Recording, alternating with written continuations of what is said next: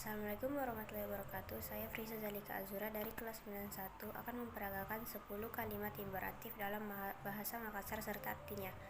Yang pertama, lapoko maligola, artinya pergilah membeli gula. 2. Alesai kodoe, artinya ambillah uang. Ketiga, aleang adoiko, artinya tolong ambilkan uangku. 4. Pamaliang sendal, artinya belikan saya sendal. 5. Aleang akandre, artinya ambilkan saya makanan. Yang keenam, tindro moko andi, amuko sikola bari basako, artinya tidurlah adik, besok kamu sekolah pagi.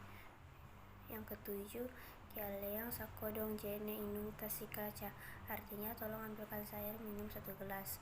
8. Amotere makiri bala, artinya pulanglah ke rumahmu. Yang kesembilan, pisai anjo panea, artinya tolong cuci piring itu.